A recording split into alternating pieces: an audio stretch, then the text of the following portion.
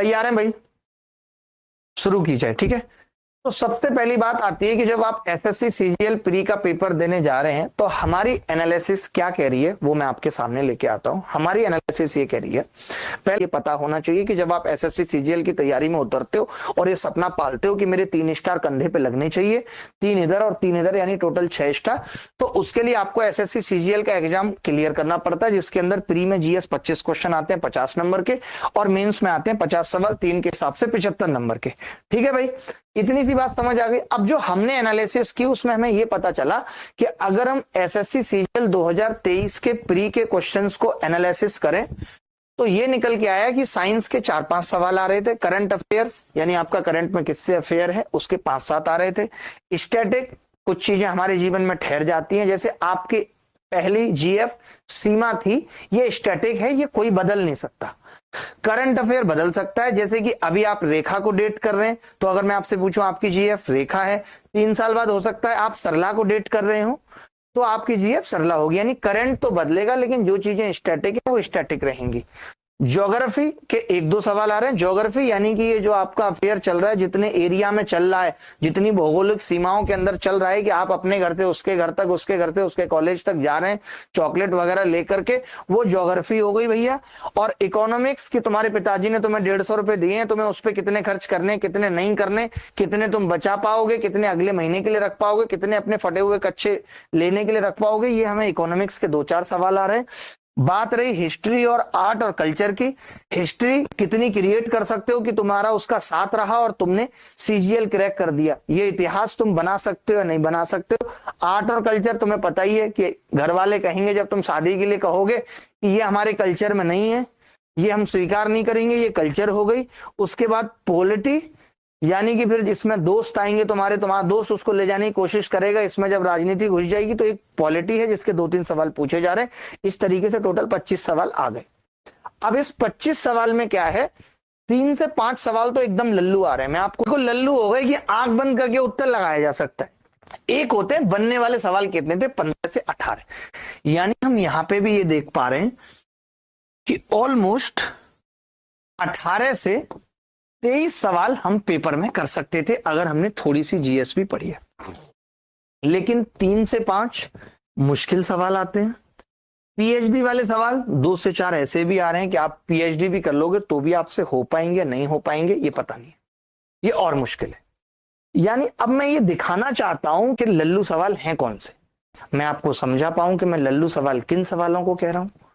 आप देखिए, इस सवाल को क्या कोरिया का बच्चा नहीं बता सकता? सच सच बताना दिल पे हाथ रख के कि इस सवाल को कोरिया का बच्चा बता सकता है या नहीं। बस मैं एक ही बात पूछना चाहता हूं, इस सवाल को चाहे वो नॉर्थ कोरिया हो या साउथ कोरिया हो, जो बच्चा इस सवाल को जीएस में नहीं कर सकता वो अपनी जिंदगी में कुछ नहीं कर सकता, उसका सिलेक्शन एमटीएस में नहीं हो सकता। लिख के ले लो। ये कह रहा है निम्नलिखित में से कौन सा त्योहार सुरक्षा के बंधन से जुड़ा है, यानी सिक्योरिटी या टाई ऑफ प्रोटेक्शन। तो क्या बैसाखी है, क्या करवा चौथ है, क्या छठ पूजा है या रक्षाबंधन है? ये एसएससी सीजीएल 2023 के प्री में आया है, कोई बच्चा बता सकता है। जब तुम अपनी बहन से राखी बंधवाते होगे ना तो तुम्हें बोला जाता होगा कि अब मैंने तेरी सुरक्षा कर दी, एक सुरक्षा कवच बना दिया। अगर मैं किसी रिक्शा चलाने वाले अंकल या भैया से भी पूछूंगा ना कि रक्षा का त्योहार कौन सा है तो वो भी बता देंगे रक्षाबंधन रक्षा का त्योहार है। क्या हम इस सवाल को लल्लू कैटेगरी में नहीं रख सकते? क्या हम इस सवाल को, और ये मैंने नहीं बनाया सवाल, ये एसएससी सीजीएल 2023 में पूछा गया। मैं ये मानता हूं कि इस सवाल में करने में 1 सेकंड से कम वक्त लगना चाहिए। लल्लू सवाल मैंने कहा था आते हैं पेपर में, तो ये उन लल्लू सवाल में से है या नहीं है? मैं आपसे एक और सवाल पूछता हूं, आप खुद ये जरा देखना। ये सवाल देखो आप, ये सवाल क्या कह रहा है? ये कह रहा है जी भारत के उपराष्ट्रपति को कितने वर्षों की अवधि के लिए चुना जा सकता है? नॉर्थ कोरिया का बच्चा बता देगा इसको, साउथ कोरिया का बच्चा बता देगा। इनफैक्ट मैं लाहौर में शोएब अख्तर के लौंडे को कॉल करूं कि पूछूंगा ना कि भारत के राष्ट्रपति को कितने अवधि के लिए चुना जाता है तो बोलेगा 5। ऐसे भी बोलेगा पीछे से मोदी जी का 5 क्यों नहीं खत्म हो रहा, हम लोग डरे पड़े, ये भी बोलेगा। तो ये कौन सी बड़ी बात थी इस सवाल का उत्तर निकालना? ये सब सीजीएल प्री के ही सवाल हैं, टेंशन मत लो आप। मैं ये सवाल पूछना चाहता हूं, एसएससी 2023 मेंस में आया है, मैं प्री की बात नहीं कर रहा हूं, मैं फिर से कह रहा हूं, मैं सिर्फ प्री पे फोकस नहीं करूंगा, मैं आपको जीएस की मेंस भी लेके जाऊंगा। अगर कोई बच्चा ये सवाल का जवाब भी नहीं दे पा रहा है तो सच बता रहा हूं, उसको इनमें से कोई एक बीमारी पकड़ेगी, इतना समझ लो। बोलो भाई, मैं कुछ पूछ रहा हूं। जो बच्चा इस मेंस के सवाल का जवाब ना दे पाए, बिना पढ़े की बात कर रहा हूं मैं, बिना पढ़े की, मैं ये कह रहा हूं, इसमें पूछा गया है निम्नलिखित में से कौन सी बीमारी विरासत में नहीं मिलती।